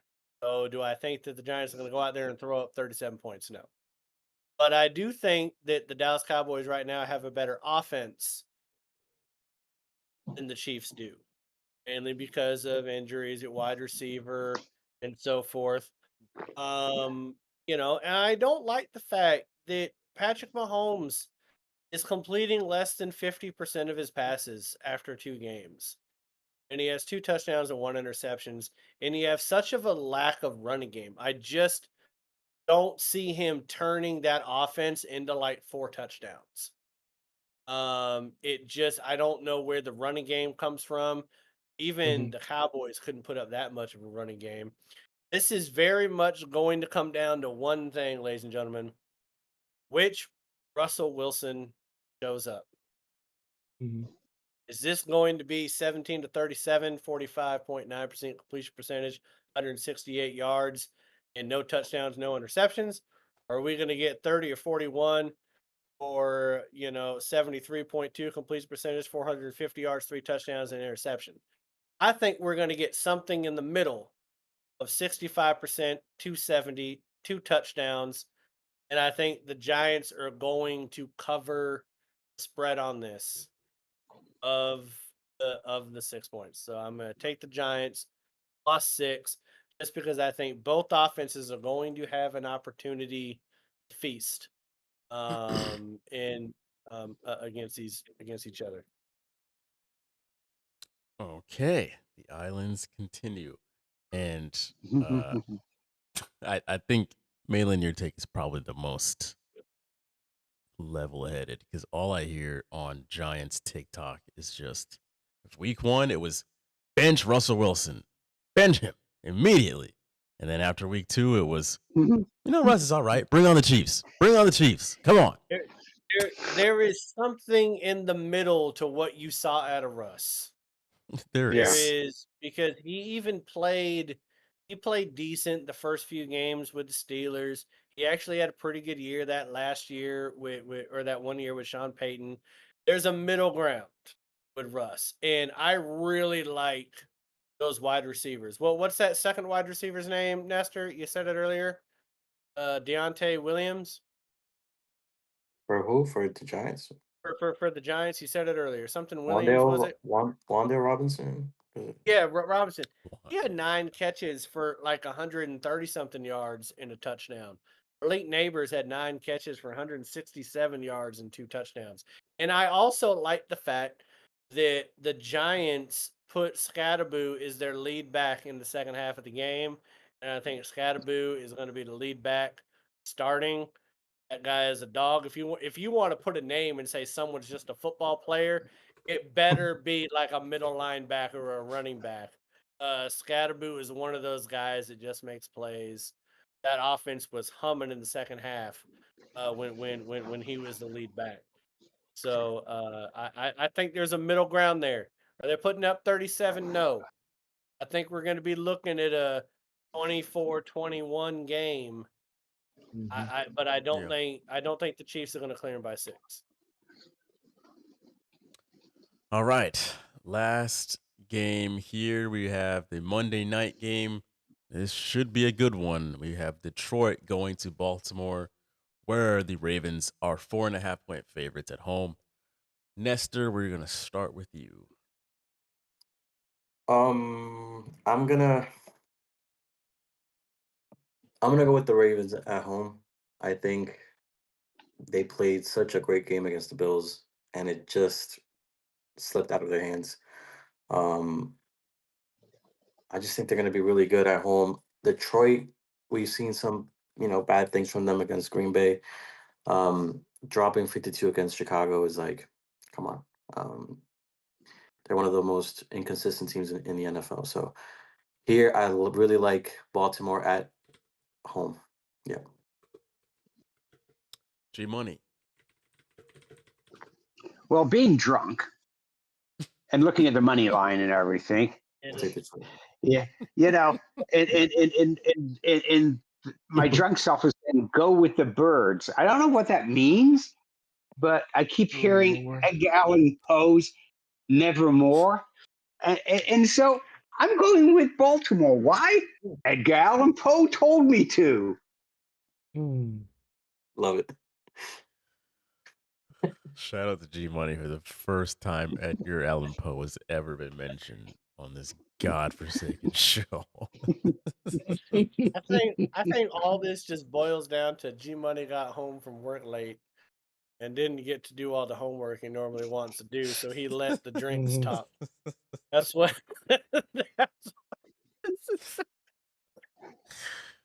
Hey, Me and Jack man. Daniels has a relationship, as Tribuzzi would say. He said, "Me and Poe, we're like this. We're locked in." Okay. I am also going to take the Ravens for slightly different reason than G Money is here.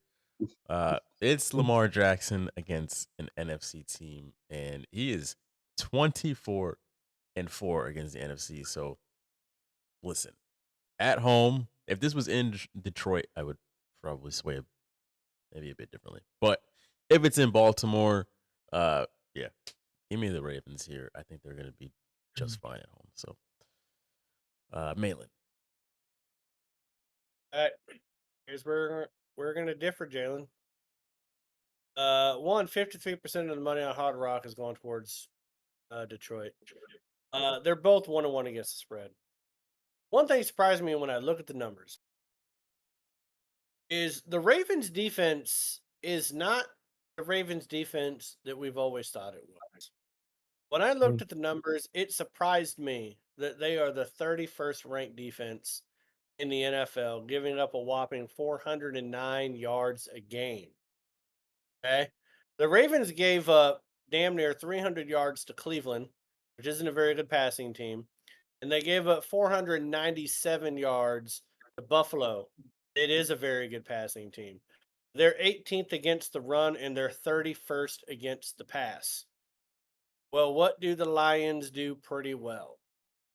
They're able to run the ball and use that to set up the pass. The Lions gained 511 yards last week against the Bears. Right? And we're all going to say, oh, well, they put up 52 points on the Bears. Bears are sorry. Okay. Keep in mind, I just said that the Ravens defense is 31st total ranked defense, 18th against the run, 31st against the pass. Would it surprise you to know that the Bears defense is the 28th ranked defense, 23rd against the run, 32nd against the pass? The Bears defense is doing the same shit that the Ravens defense is doing right now in the NFL.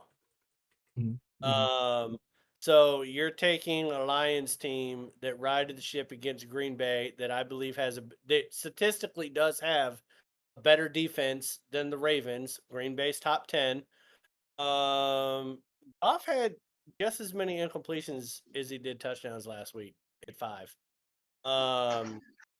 So I'm going to take the Detroit Lions with the plus 4.5 in Baltimore on this game. I know that Lamar is playing well. I know he's playing well. I know he's got I know he's 6 touchdowns, no interceptions. He's run the ball for 1 touchdown, 68%. But the Lions defense is 10th, 14th, and 18th in the same defensive statistics that I just gave you. That defense is better than the Ravens defense right now. I'm just looking at the numbers. And I told you guys I was going to go back to being Patty McStats, just look at the numbers and take emotion out of it. Because I let emotion ride for 2 years. And what happened? You caught up to me, Jalen. And that pissed me off. And you're ahead of me. That's some bullshit. So at one point, when I was doing all these metrics, I was up by 23 games on your ass. And then I stopped doing all the homework and just went with my feeling. Thought that's why I was winning all these games. And then all of a sudden I tanked. But no, I'm going to take Detroit with the plus 4.5 on this one. Even if the Ravens win, I don't think it's going to be a blowout. I think it's going to be within a field goal. So yeah, that's my take. Okay, that's an interesting take.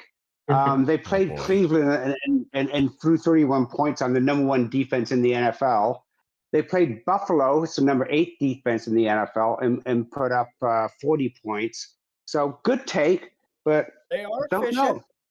They are efficient, but that Ravens defense is not good. They gave up over 300 yards to the Browns. You're absolutely correct. Absolutely correct. That's why I think that both teams are going to score points. I feel like both teams are going to score points. I just don't feel like we're going to get a blowout.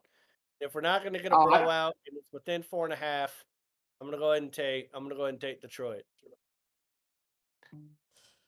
Shout out to the Ravens are very efficient.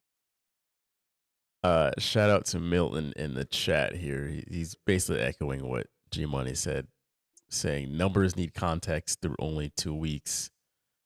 38-6 last time these two played. Just putting that out there. And last time they played wasn't this year, and they probably had Mike McDonald as their defensive coordinator last time they played. When was the last time they played? I think it was it last year? It was 23. It was 2 years ago. Gotcha. It was 23. I just looked it up. I was saying the same thing. That was the defensive coordinator. He was the defensive coordinator. This defense is not the same defense as what I'm going off of. And if they put up 52 points on against the Bears, they're going to be able to put up points against the Ravens. Now, the Ravens are going to put up points. They don't get a lot of yards, that offense, but they are insanely efficient when they do get the ball. They find a way to score touchdowns when they get it.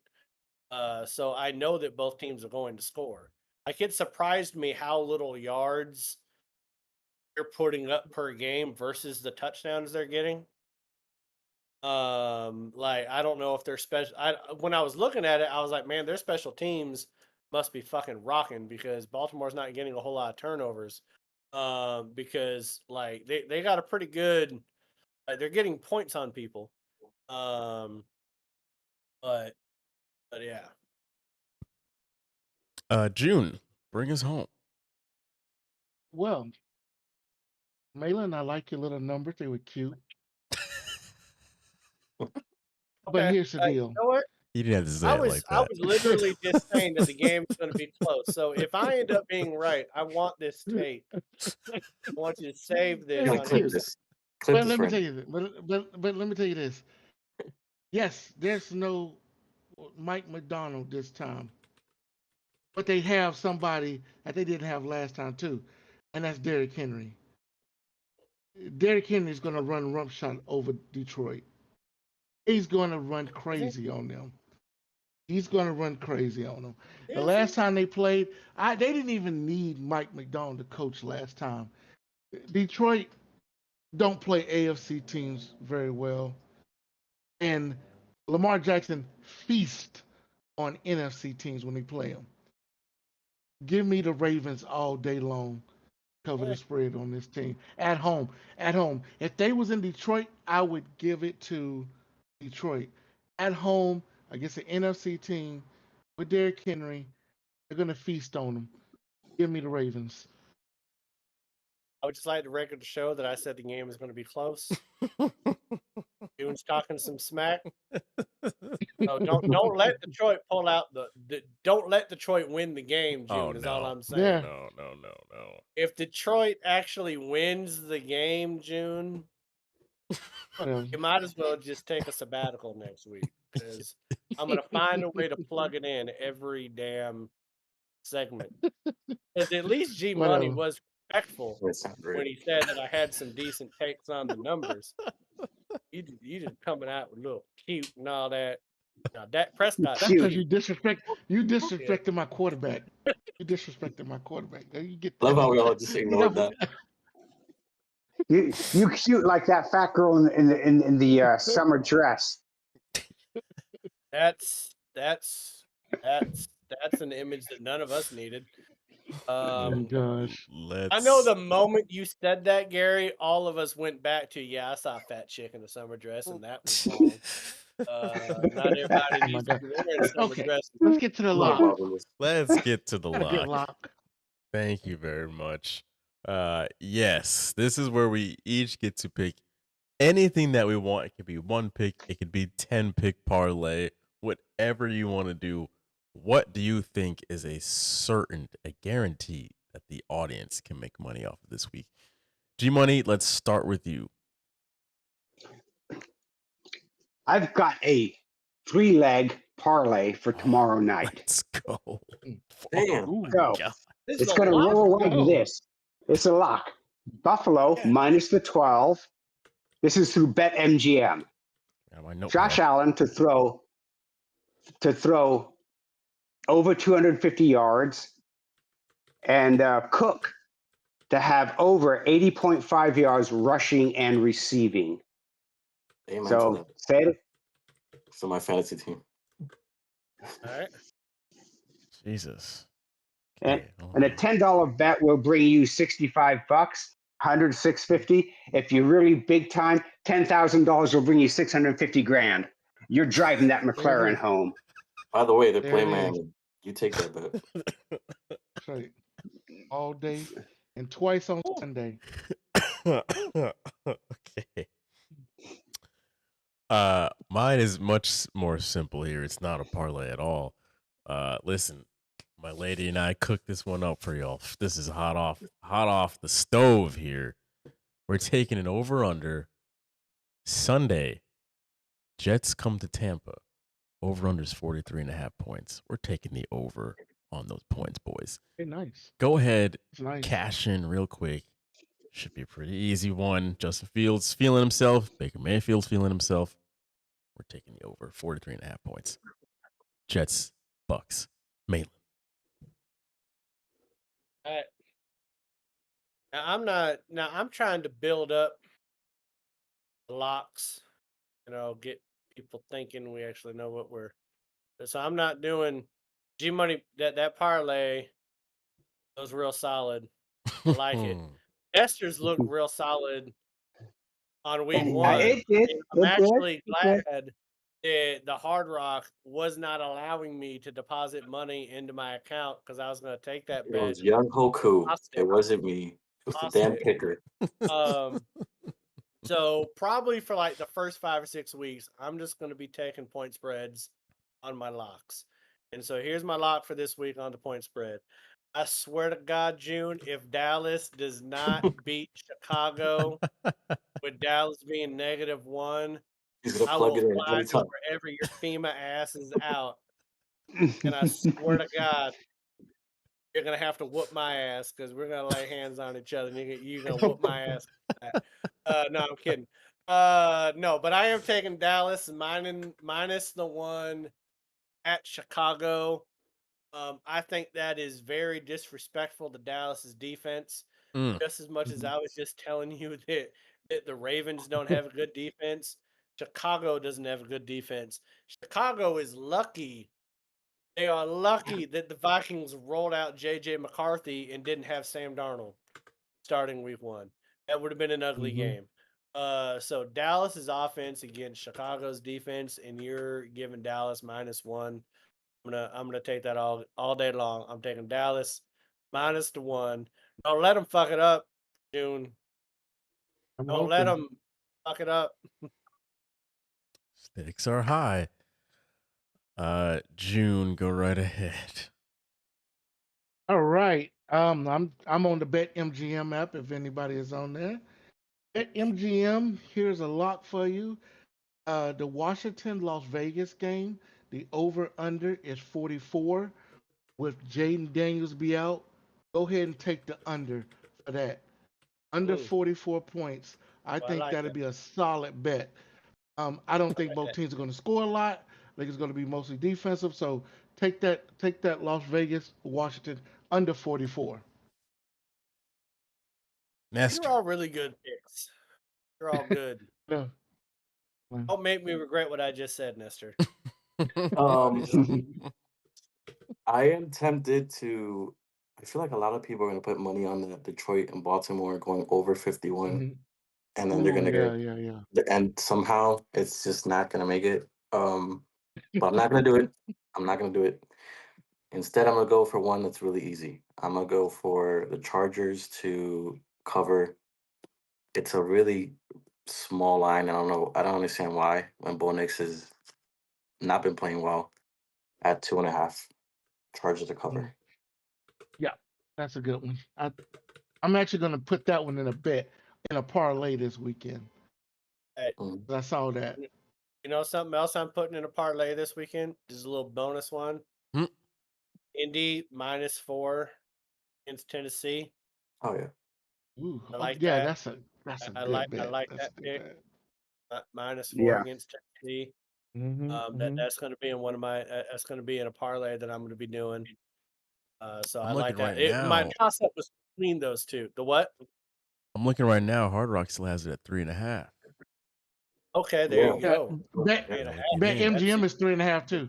Bet That's even MGM is better. 3.5 too. I saw it at Yeah. -4 when I was looking at this. Okay. Mhm. So yeah, those were the two teams that I was going back and forth again on what my lock was going to be, and I was going to bet on both of them. My luck, Yeah. I make that bet, and they both don't. Okay, well can then see do it. not bet the Dallas one. Don't bet. I don't what's need. the I Dallas don't one? need Oh, to I'm gonna add bet. two Okay, on the Dallas one. I put don't 50 need bucks on that. that one. Let me recap all of these picks here. So if I make any mistakes, this is your chance to correct me here. So from the top here, Green Bay, Cleveland, we are all taking Green Bay to cover 7 points besides G Money. Rams, Eagles, we are all taking the Rams to come within 3 besides G Money. Steelers, Patriots, we're all taking the Steelers to cover 1.5 besides myself. Chiefs, Giants, we're all taking the Giants to come within 6 besides myself. The Lions, Ravens, we're all taking the Ravens to cover 4.5 points besides Malin. And then on our locks, excuse my fast food order here, drive-through order, we've got G Money's. He's got a parlay for tomorrow night. The Bills to cover 12.5 points against the Dolphins. Josh Allen, over 250 passing yards.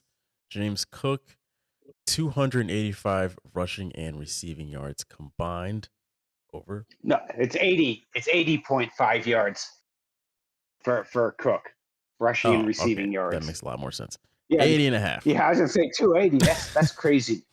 I mean, it better be paying a lot more than that than $65 on a $10 bet. That's right. Got it. I am taking the over on 43.5 points between the Jets and the Bucks. Malin is taking the Cowboys to cover 1 point at the Bears. June is taking the under 44 points, the Raiders at the Commanders. And then Nestor is taking the the Chargers to cover 2.5 points against the Broncos. Sounds good. Hey, Nestor, June, take a risk, man. Y'all the only ones not on an island.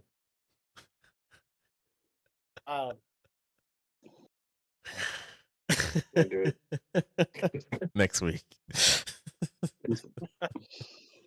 I'm taking a parlay. I'll do a parlay next week. Oh boy. No, I'm just saying in the Ride or Die in 5, man. Only me and Jalen and G Money are on an island on some of these picks. It's 4-1 on every Oh one. no. I was gonna go Except- Philly, but that game, I don't trust it. Like G Money was on an island twice. Jalen was on an island twice. I was on an island once. June decided to Well, clown me. if everybody's on the island, then we all can't be on the island. Well, next week's your chance. Okay, Gilligan. Okay, let's see. All right. I'm gonna go 0 for 5. I know that much. And I don't claim that energy. All right. So good. That will do it for the show this week's folks. Shout out to everyone in the chat this week. Shout out to anyone watching this week. If you want to follow the show, it is at AFR Sports on Instagram and TikTok. Be sure to subscribe to the YouTube channel. Be sure to follow June on TikTok. It is linked in the description down below. We're going to have a doozy of a show next week with what has been said on today's show. So we'll see you all next week. Good luck to everybody. See you all next time. Peace. Peace.